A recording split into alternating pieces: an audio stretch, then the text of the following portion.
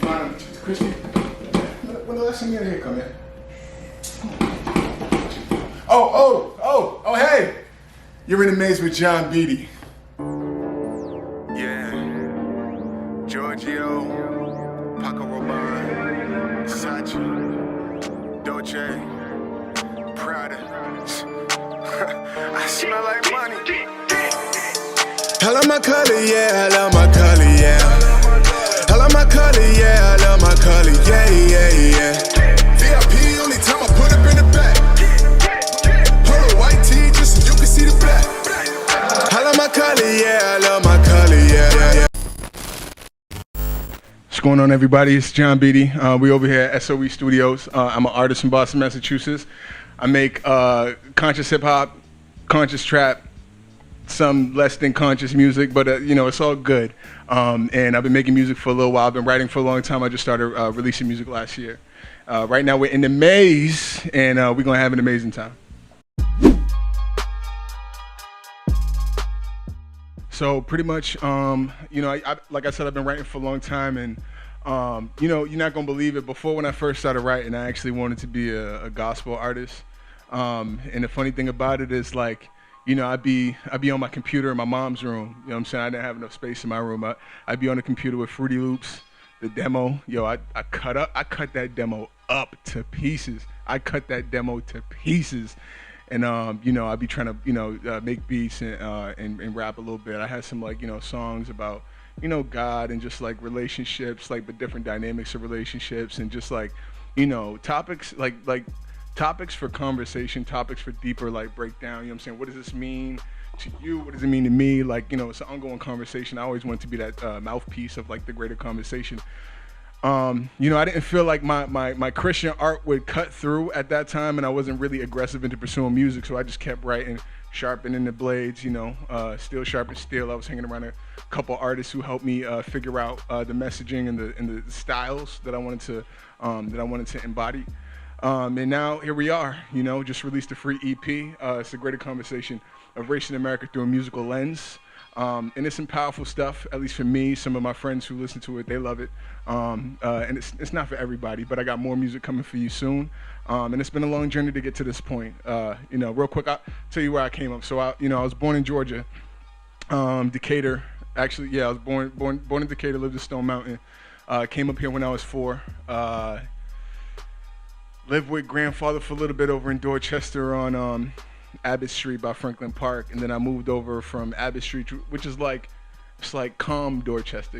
Y'all know what I mean by calm Dorchester? Yeah, okay, so it's calm Dorchester, and then we moved smack dab in the middle on Intervale Street, and you know, jumping from school to school. I didn't know what Intervale Street was, but I remember when we got there, I remember you go from Grandpa's house where he's, you know, boiling vegetables every Sunday after church, to Intervale Street, where you know, like, I remember the first night that we spent at the crib over there.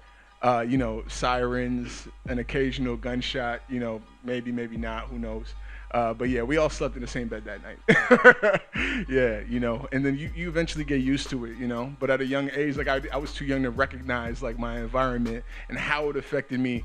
You know, we were just living by our experiences. But pretty much that, me coming from, you know, a God-fearing family, going to church every Sunday, it raised me in a way, in a consciousness where it's like, you know, it taught me enough to know that my experiences and my surroundings weren't necessarily indicative to who I wanted to be.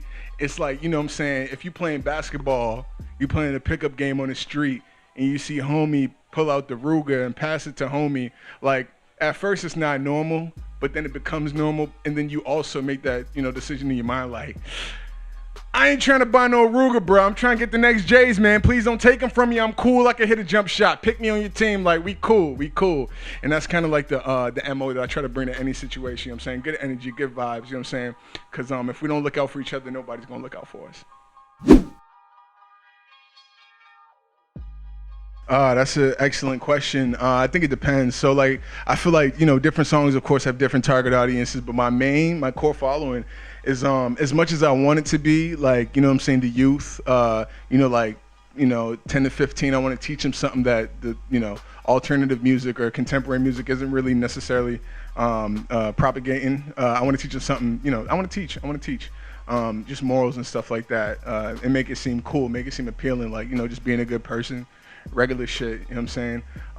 But since, I think there's a little bit of message behind it, I do it in a way so, like, on the trap beats, I try to talk to the youth, but I know it's really targeted because, there's like a certain level of humor and wit and intellect that I try to apply. I hope it comes through, that maybe resonates a little bit more with like the late 20s, the early 30s, like people my age, because like, they were there when Marshawn Lynch, like, ran that crazy touchdown route, They were there when, some of the things that I experienced, they were there with me, Isaiah Thomas leaving the Celtics, that hit me heavy, hit my boys heavy. I was in the military at the time.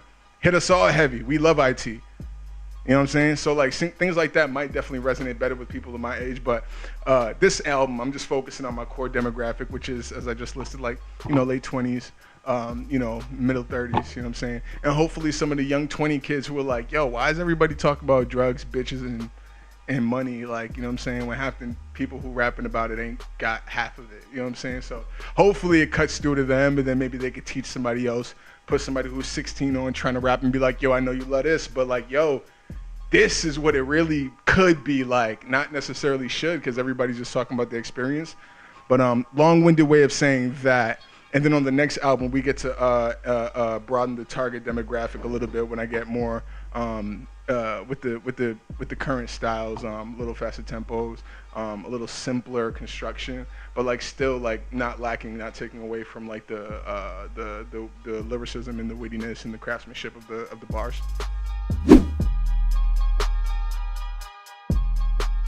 I could actually take you right back there. I literally remember it like it was yesterday. So I was in college, right? And I was at UMass Lowell getting a business management degree that really wasn't challenging me. And I wasn't challenging myself in the pursuit of the business management degree. But I did learn a great deal of skills. And it was to the point where, the previous year I'd been like engaged in some like money operations that weren't necessarily like conducive to the person who I wanted to be. I lost a lot of money. I made a lot of money, and then I lost it. You know what I'm saying? Because that's how the game goes.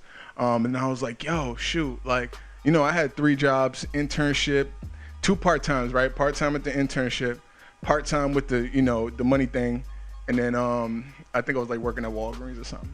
And, I realized like, yo, the money's gone. What I got to do? What am I going to do? So then my boy hit me, and I'm sleeping on his couch at this point. It was over at UMass Lowell, right on Main Street, you know what I'm saying, across from Supers. We had, like, they called it the Trap. It wasn't the Trap, but they called it the Trap because we was black people and that's where we lived. So, that was back when Chief Keef was, busting them, you know what I'm saying? Like, so that was a trap. And I'm sleeping on this couch in the middle of the winter, cold. Can't turn the heat up in the basement because, it's going to add to the bill. I ain't even have money for gas, bro. Bad. I was living in Andover, but in order to get to my classes, Andover is not far if you have a car, but if you don't, you got to rely on LRTA. So they tell you to you got to get up early in the morning, like really early, and there's like hourly buses. It's like not Boston stuff. You know what I'm saying? I grew up in Dorchester, so it was definitely an adjustment. And for whatever reason, it just wasn't adding up. You know what I'm saying? I tried to spend some nights on my boy's couch just to get to school earlier in the morning. It was cold, a lot of things, no money. I'm calling my dad like, yo, he lives in Georgia, like, yo, send me $10. What I do with that $10, I get some Chinese food and a Black and Mild because I'm with the homies and they might be hungry too. You know what I'm saying? Get a 40 ounce. Like I'm some thug, like chilling on the block, smoking Black and Milds and drinking 40s. But it's like, lack of alternatives type stuff, and when it's stressful, like, you push somebody, put them in a box, and they get stressed out. They're going to start making decisions that aren't conducive to their health, their livelihood, and things like that. I was there, and I'm glad to say I made it out. But at that moment, there was no money, no resources. I don't like asking for anything from anybody. So even calling my father for $10 every week, like, that was just annoying. That's not me. And I was like, you know what? We got to do something different. My boy came to me. He's like, yo, bro, I'm going in the military. And I was like, yo, bro, you're crazy. You know what I'm saying? We had one boy who was in the military, and then I was like, all right, yo, listen, he was serious. I'm like, yo, all right, listen, if you're really going to join the military, man, let's go to the library. We went to the library right across the street. UMass Lowell Library. I forget the name of the hall. We went on the internet, and I, looking at all the positions, I'm like, bro, if I'm gonna do this, it got to be this job right here. This is the only job I'm gonna do. They say I could do this. No, thank you. I'm out. We took the ASVAB test. We performed extremely well, which wasn't a surprise. I went to Latin Academy, and my mother brought me up to, like, you know what I'm saying, like, just be aware and just constantly be asking questions and, things of that nature. And she made sure I always did my homework. So I scored really high. They said, yo, hey, listen, man, you can have whatever job you want. And I was like, I don't want this one. This is the one I picked out. And they said, you know what they said? They said that boat actually just filled up. No more slots. And I was like, yeah, word. Looking them in the, and you tell you real quick. I'm gonna keep it short. So pretty much, they have you wake up at early as fuck in the morning, right? Like 4:30. They gave me a hotel because I was coming from out of town, but early as fuck. And then they have you in this place all day, and it's like semi-military, like customs, so you can't really have conversations and be a human and stuff. You know what I'm saying? They try to transition you because the military life requires a lot of discipline. So you can't talk, you can't joke, you can't laugh, no phones, things like that. And I'm there all day. I think my blood work was off, so they said, come back. Still in my hotel chilling. I come back the next day. He's like, the boat's full, you can't have that job. And I'm like, but I qualify for it. He was like, yeah. I was like, but I can't have it. He was like, I bet. And I was like, he was like, you can take this one though. And I'm like, no, I don't want that one. I'll just wait. I'll wait. I waited, and sure enough, the next day they paying for my hotel. I'm just chilling. The next day, oh yeah, and there's another spot. And I'm like, oh, okay. He's like, and we'll give you this. We'll give you that too. We'll give you that. Don't worry. We'll give you extra stuff. And I'm like, okay, thank you. I appreciate it. And from that point on, like, things were a little bit different, I got back, and then I started working for Veteran Affairs to help people use their government benefits. And, the language can be kind of complicated sometimes, so I help break it down and help it apply it to their college matriculation. And, that was rewarding. But, yeah, I really had a good time in the military. I learned a lot. I learned a lot about people. I learned a lot about, it was kind of like my first introduction to an organization since I left college and came back. So, when you're working with people all different ages and, learning really, really cool skills, and depending on which job you pick, you can apply it in different ways. And, it was a good foundation for me. So, the last EP that I put out is called Free. And like I said, it covers like, it's pretty much a black man's experience in America, and a black man happens to be me. I happen to make music and I rap. So like, it's my perspective. It's very personal. It's happy, it's sad. It was the best of times, it was the worst of times. You know what I'm saying? And it talks about like, it discusses social justice, and like just the black person's experience in America through my eyes. Everybody doesn't have the same experience. But like I've been through like no more than the next person, but like I have a voice to be able, the voice and the brain to put words together in a way that rhymes may be entertaining. So I figured if I'm gonna entertain people, I'm gonna entertain them with something personal, so you can get to know how I think a little bit. It might not be right, it might be wrong. You know what I'm saying? If it's wrong, let's have a conversation about it. And there's some topics on the album, that like seem kind of confrontational, but they're really not. It's just like, different perspectives and different realities, different thoughts. Like imagine, where were you when Trayvon Martin died? Where were you when Philando Castile died? What were your first guttural instincts? What were your first reactions? How did that, impact your day, just your minute? One of my first jobs, I was like arranging events and things like that, and a lot of other administrative stuff. But like on this particular day, we had like a rooftop party. It was nice and chill, beautiful weather. You know what I'm saying? And I go downstairs to take a break because I was busting my behind to pull everything together. I go downstairs, get some fresh air, and then I whip out my phone. My boy texts me the CNN link right after it happened, and it was like the very visceral video of Philando Castile's girlfriend in the car with him after he was shot, and daughter in the back seat. Yo, it's like I still think about that to this day. Like it really messed up my day. That's the first time that like I cried tears for somebody who, somebody else who died, who I didn't even know. Like, Mike Brown was huge. It was also like, it was messed up and messed a lot of people up. I didn't cry. Philando Castile, and I don't cry, bro. You know what I'm saying? I'm at work crying, tearing up, because this baby girl's in the backseat talking about, you know what I'm saying? Be strong, mom. You know what I'm saying? Mom's losing her mind, and the baby in the backseat, God's clearly talking through that baby like, yo, be strong, mom, be strong. Everything's gonna be okay. You know what I'm saying? And that, it killed me. It wasn't even that, like, you know what I'm saying, another brother got shot. It happens too often, and we make ourselves numb to it. You know what I'm saying? Like, but it was just the strength in that, like, out of everybody in that situation, why was the baby the most rational person?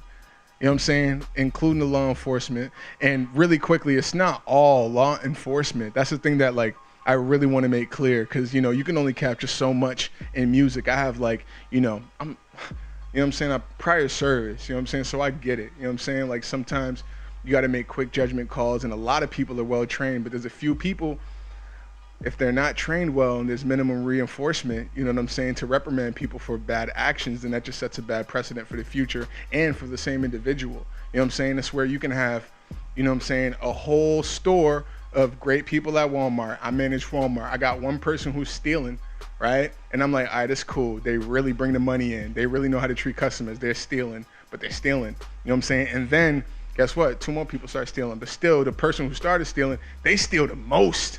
And I'm like, damn, well, I got to bring that money in, because it makes regional happy. It's like simple things like that, you know what I'm saying? But I feel like, you know, we can, you know, it's time for us to, like, you don't have to be an expert. Jonn Beatty's not an expert. I am no expert, you know what I'm saying? I'm just trying to be brave enough to talk about the things that impact my experience of America, and empower other people to, like, do the same, and, like, have conversations that are uncomfortable, learn something, teach something, you know what I'm saying? Professionally, peacefully, and, you know, with everybody's best interest in line.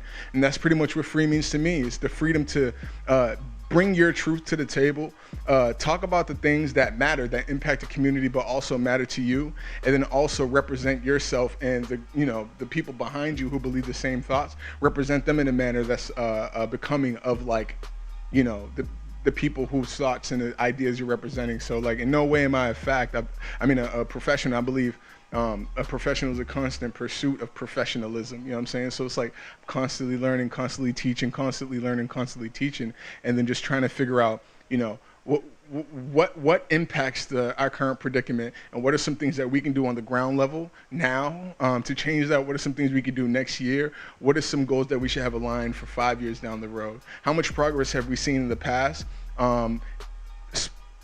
You know, point out the dates, like when, you know what I'm saying, what major instances, what legislation, what events, you know what I'm saying, we're good, we're bad, and it's like, how can we avoid the bad ones and, like, usher in more of the good ones, you know what I'm saying? Like, and it takes a lot of things. It takes people, it takes attention, right? Because this is the age of, like, the shortest attention span, and it's only going to get shorter as technology increases, you know what I'm saying? It's only going to get shorter. So it's just, you know, just reserving a small piece of yourself to, like, you know, try to better mankind. You know, we're still talking about global warming. Y'all remember when Al Gore was in office and we laughed at it. Not we, but some people laughed at it, and then they pushed it under the table. Now everybody's like, oh, my bad. You know what I'm saying? Oh, I'm 60, so my bad. You got school loans and you got to deal with global warming. Good luck. You know what I'm saying? So it's like we can all do a better job of just, like, keeping things front of mind, having these conversations, and being free, expressing your freedom for the sake of the future. I think that's accurate. First off, I think all lives do matter. I think what's important the important takeaway is when a people, right? Let's say Black people, right? When a people are calling for help and attention to a matter that's very pressing to them, you know, Black people are disproportionately getting shot, you know, without unarmed, you know, by police officers in America. That's just, you know, it's a fact. Disproportionately, Black people are disproportionately getting locked up. I think I was watching 13th on Netflix, dope documentary. I think the ratios we make up 16% of the nation. That number, plus or minus a percentage or two, changes from time to time, not by much. Yet we're 3/4 of like the prison system. Like, you know what I'm saying? It's like that's a disparity right there. Like the stats are shocking. Anybody with Google and just a couple basic questions can see how different, right, it is. And not saying all people who get locked up don't belong there. Some people do. But I think it's been proven. Just yesterday I read an article about New York. I forget exactly what the crime was. I just saw the headline. Probably shouldn't talk about it. I'll get the fact checkers on it right after this. But like 178 convictions in New York, and 100% of them were black people. And it's like, stuff like that is really polarizing. It kind of drags you. It might make you might read the headline and not read the article. Read the article. Read the article. But like the numbers are there. They exist. And we're constantly finding more and more about it. So to me, like when a race is saying we're disproportionately being killed without weapon, without cause, we're disproportionately being locked up. How do we represent 3/4 of the prison system when we only represent like less than a fifth of this, country? That doesn't add up, So like, if I say Black Lives Matter because I'm trying to survive, you know what I'm saying? Like, and then somebody says, well, yeah, that's true, but all lives matter. It's like, that's kind of like an oppositional statement. It's like, why would you even, can we all just like agree? Like just like you saw how easily I agreed when you said, how about all lives matter? And I'm like, yeah, that's true. What more is there to say, right? Except we got to deal with what happened first. And what happened first is people trying to remind the world, Black Lives Matter. Do you agree? It's that simple. You know what I mean? Because they're killing us disproportionately and they're locking us up disproportionately. You know what I mean? But, politics is sticky, so I try to stay away from it. I'm not a poli-sci major. Don't want to be. It's tough stuff. But yeah, that's how I feel about it. All lives matter. But in that time, it might have been a little bit out of place and disingenuous to say that when somebody who's black is, asking for help in America. And it doesn't matter their color. They're an American asking for help. America's response was all lives matter.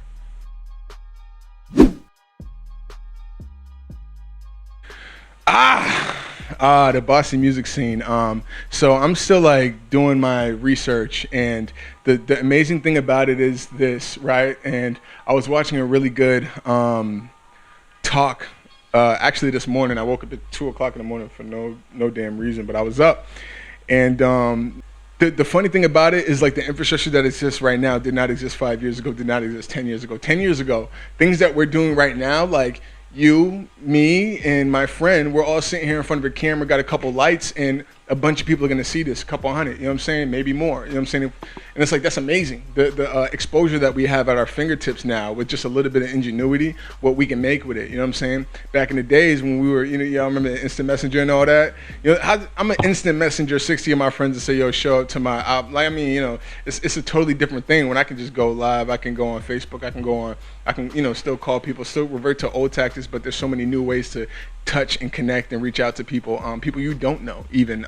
I think that's really what's more powerful about it. You can literally connect with people that you don't know from different areas and like really work. So here at SOE, really quickly, International Show runs this is his building, and he can make a beat for somebody who lives in Idaho, you know what I'm saying? And then they could send it back to him. He could, lay the track, mix it up, like regular stuff, you know what I'm saying? But like technology has made things significantly easier, and the city has grown proportionately. So I think it's very conducive to like creativity. I feel like, there's so many outlets. And it's a beautiful thing how like some of them are self-functioning, self-reliant, how they give their time, energy, and effort to artists, to the community. Like it's dope. It's like one hand feeds the other. It can be a little tough to break, but that's with anything that's worth pursuing. Like I'm sure we all want to be millionaires, billionaires, but that seat isn't necessarily for everybody because everybody don't want to put the work in. So I'm over here trying to be a billionaire. Well, not necessarily, but trying to be a very successful person. Here's my prototype. How do I scale? How do I get it into more households? You know what I'm saying? Simple stuff. And then like hopefully like I'll catch some of that cyclical work that I put in week to week, month to month, year to year. It's gonna help grow my fan base and get more people to understand what I represent, my music, etc. But I love it right now. Like the fact that I'm here right now, holding this beautiful microphone, looking at a camera with beautiful people here right now. Like that's amazing, and that's what represents Boston. You know what I mean? There's some people who feel like previously I heard we all heard crabs in a barrel, like there's no love in the city, but like some people just got to get out the past and start moving forward, because I see plenty of love. You know what I mean? Let me start name dropping J. Cole. No, I'm joking. I mean, I was talking to Cole the other day, and he was like, yo, bro, I'm capping. Yo, if you see this, not Cole, his manager, somebody make that happen. I got 20 verses. Anyways, there's some people who I would love to work with. I'm in a work, it's funny you asked. I was literally just talking to two of my colleagues, contemporaries. One just dropped. One's overdue for return, but like a big name, and we gonna drop that track sometime soon this year. I'm gonna give a couple singles out to the fans who watch right now.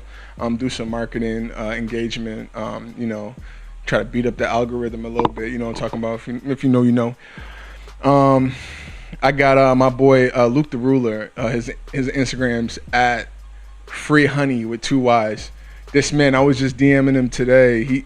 He makes 808 sound soothing. How you do that? I don't know. Yo, I should write. Oh, I do write. Okay. Anyways, so that's something that I'm aggressively pursuing. I'm in conversation with international show, to get a feature cut, but I don't know if it's gonna get cut before the end of the month. But like we got something high energy, fire, trappy. But like dope too, like with the morals and the messaging. And he's a Christian artist too, so like when you mix all three, it's like many people can't do that. You know what I'm saying? Many people can't do that, but we can here. I just don't like dropping names. You know what I'm saying? I'd be like, I'm trying to work with Dop and Boop and Bop. You know what I'm saying? Because I sent them a DM 3 months, they ain't get back to me yet. but they know, and I got those verses ready. I got the tracks ready. As soon as you say it's a go, then the beat's purchased, and we gonna be over here and we gonna lay it down. You know what I mean?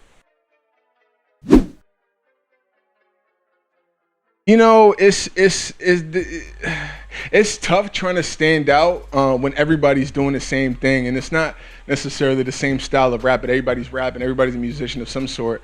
I always tell my girlfriend, it's only in one's best interest to invest money in themselves to whatever capacity. So if you're passionate about music, make music and try to build a network and try to establish profitability amongst your network, you know what I'm saying, by however, something that calls to you, something that makes sense to you, something that makes sense for your following, something they can support. So like, as long as you invest properly, like, you know what I'm saying, don't go and say, I'm a blow, here's a $10,000 music video, and just wait for that to turn into $10,000. It's gonna be a long wait.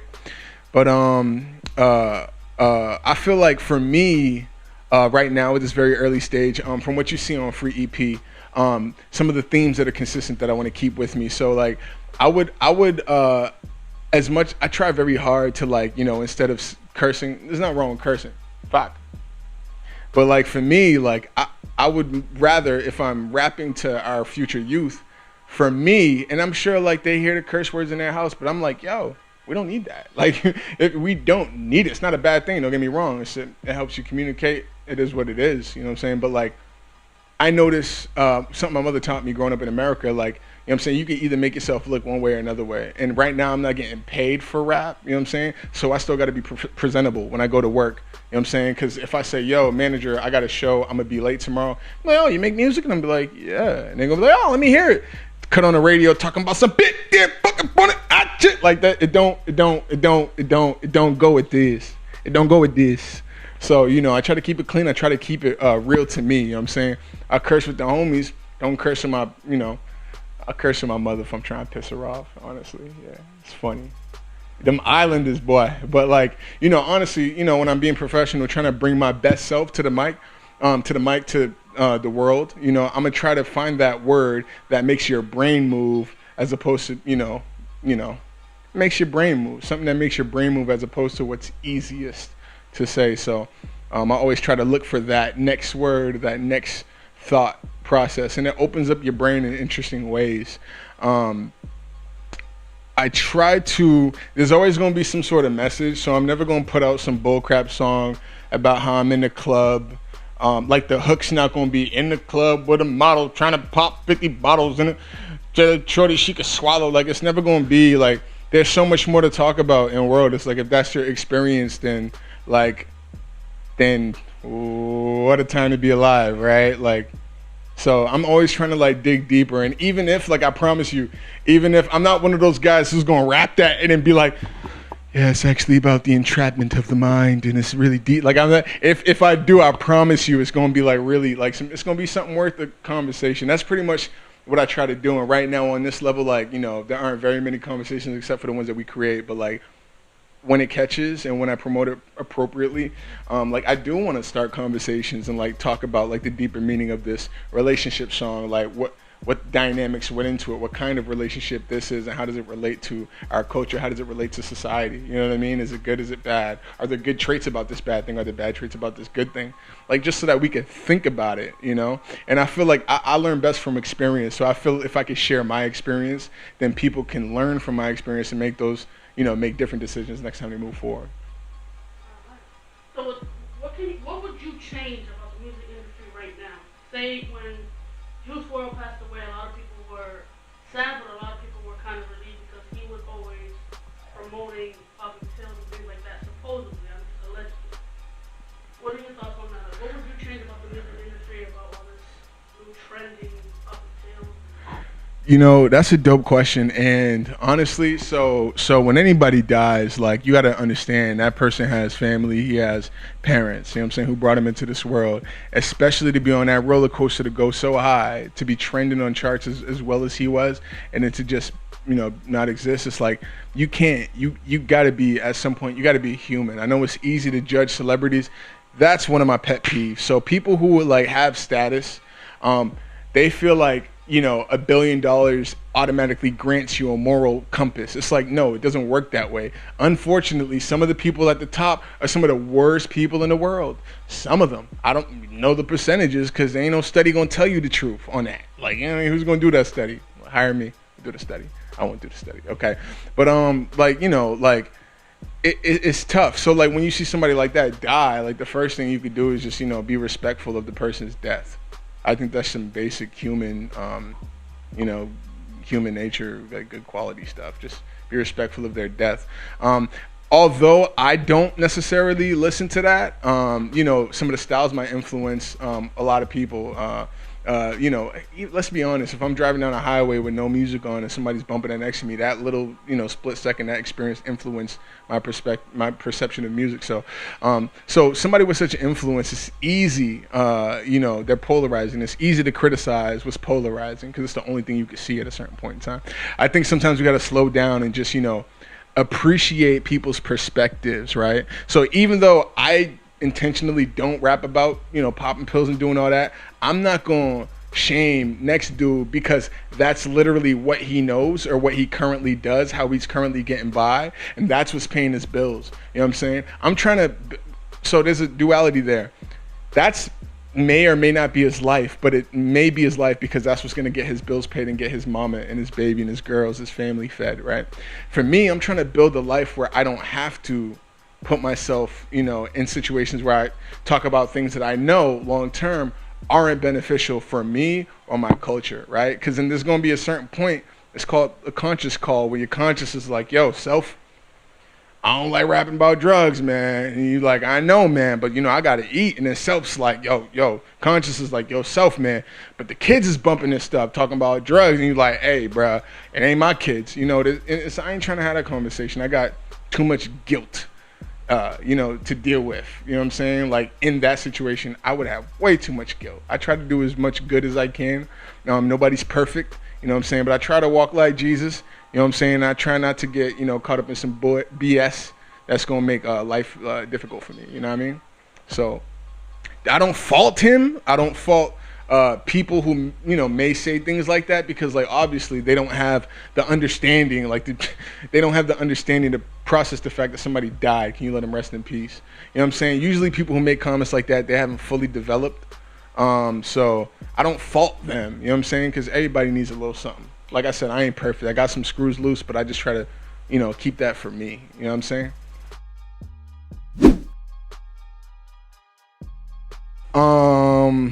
We'll start big picture and then hone in.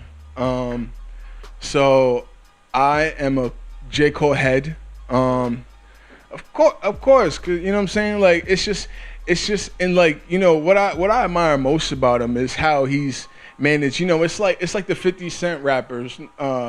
It's like, the reason why I say that is because it stands the test of time. It's different because 50 Cent,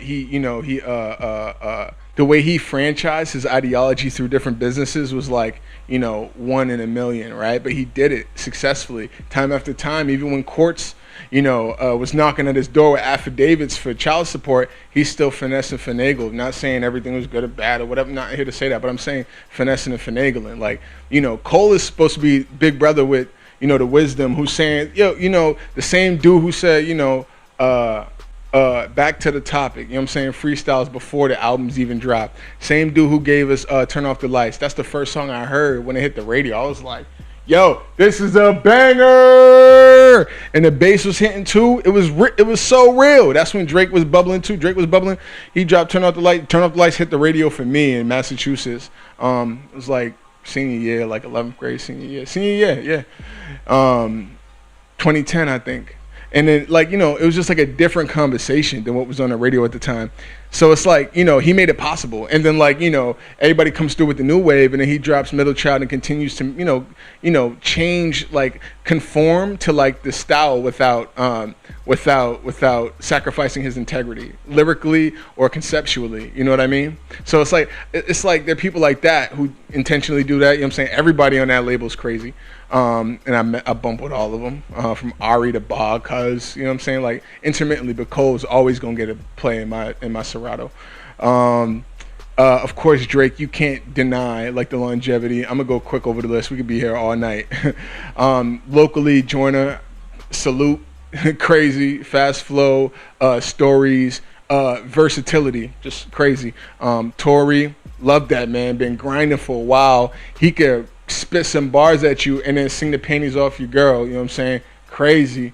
R&B. I mean, you know what I'm saying? I try to take a little bit from everybody. I heard a song the other day with Khalid and A Boogie, and I was like, whoo, right back, something. Who know the, yo, Khalid and A Boogie got another one. They got a hit right back. Listen to that. Yo, the way A Boogie was, what he was doing with the auto-tune, with his runs, when I'm violating with you, your body like a tissue. I was just like, that's a hot flow. You know what I'm saying? And it's like, I of course love what I love. I like what I like, but like, I'm always listening for something that I can incorporate into something that I think I know I can do, that I'm comfortable with, but also, concepts that like help me talk about like what I want to talk about. You know what I mean? I appreciate y'all listening to me blab. I'm talkative, you know what I'm saying? I got a lot of opinions. I like to share them. I like to listen to your opinions. So if you want to share your opinion with me, I'm going to keep it real easy for you. So you can find me on the internet because that exists, and I have a website. It's called jonn.beatty.com, JONNBEATTY. .com. If you go there, you can find my social media. You can also find my music, which is streaming in every streaming platform. Just released a project called Free. It's a 4-track EP, only 13 minutes. So hold up real fast. Listen to it. Let me know what you think, and get back to your boy. I appreciate you listening. I appreciate you here with me right now. I appreciate Maze Radio for coming through and keeping it a buck with a boy. And I look forward to talking with you guys down the road. I'm on Facebook, social media, Instagram. Those are the main two that I'm on. I'm also on Snapchat. You know what I'm saying? Slide in my DM if you really care that much. What else is there? I think that's pretty much it, you know. But go to the website. That's where all my music is. Freeze the last release. And after this, we're going to hit you with something a little special. I think I'm about to get into the singles because, you know, a lot of people asking for performances. I got to get out there. And I would feel like I'm doing a disservice if I go perform and I'm just talking about, like, black, you know what I'm saying? Like, stuff that's really, really sad and makes me think, you know what I'm saying? Like, that's like, you know, I feel like that's not fair to our audience, you know. So you ain't gonna go out for a drink and then, you know, be depressed thinking about the news, right? So I'm gonna give you a couple singles. We got like a rollout package that we're trying to release all 2019. Some interesting visuals. Got a couple singles, some additional singles with non-project singles with some local artists who I aspire, who inspire me. And then yeah, we're gonna keep it rolling on 2019. Am I the only one still saying 2019? God damn it. It's been a whole month. But yeah, we're going to keep it rolling all 2020 nonstop. I love my color, yeah. I love my color, yeah. I love my color, yeah, yeah, yeah. VIP